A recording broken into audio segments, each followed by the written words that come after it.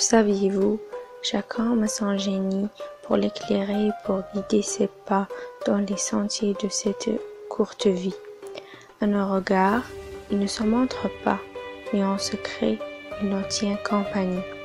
On sait aussi qu'il était autrefois plus familier que dans les âges où nous sommes. Il conversait, vivait avec les hommes, en bon ami, surtout avec les rois. Près de Memphis, sur la rive féconde, comme tous les temps, sous les palmiers fleuris, le dieu du Nil embellit dans son onde.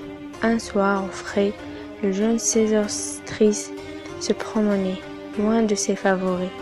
Avec son ange, il lui disait « Mon maître, me voilà roi. J'ai dans le fond du cœur un vrai désir de mériter de l'être. Comment m'y prendre ?» Alors son directeur dit « Avançons vers ce grand labyrinthe dont Osiris fonda la belle enceinte.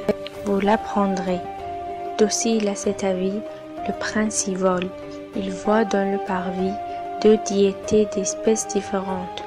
L'une paraît d'une beauté touchante, au doux sourire, au regard enchanteur, languissement couché entre les fleurs, l'amour bandin, de grâce entouré et de plaisir encore tout enivré. Loin derrière elle étaient trois assistants, secs, décharnés, pâles et chancelants.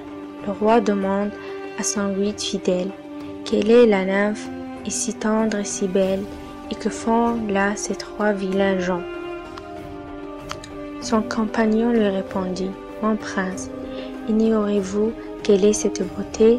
À votre cour, à la ville, en province, chacun l'adore, et c'est la volupté. Ces trois vilains qui vous font tant de peine marchent souvent après leur souveraine. C'est le dégoût, l'ennui, le repenti. Spectres hideux, vieux enfants du plaisir. » L'Égyptien fut affligé d'entendre de ce propos la triste vérité.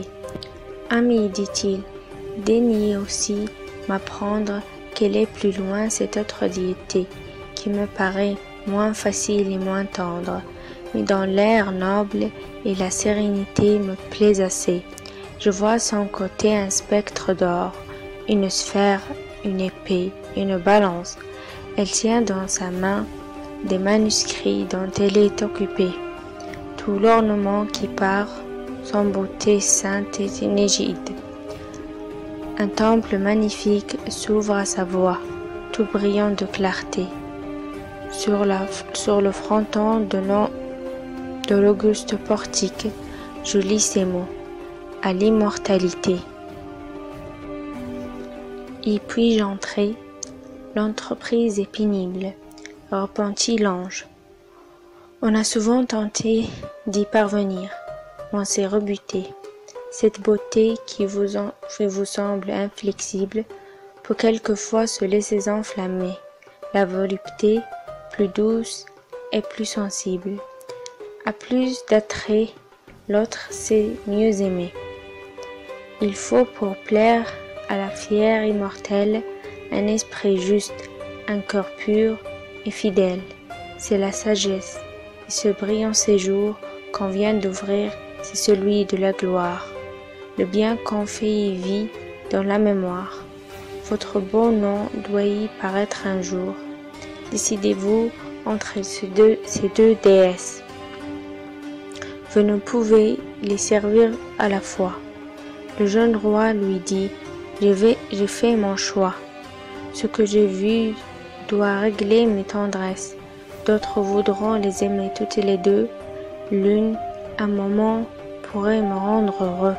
L'autre, par moi, peut rendre heureux le monde. » À la première, avec un air galant, il appliqua 2 baisers en passant, mais il donna son cœur à la seconde.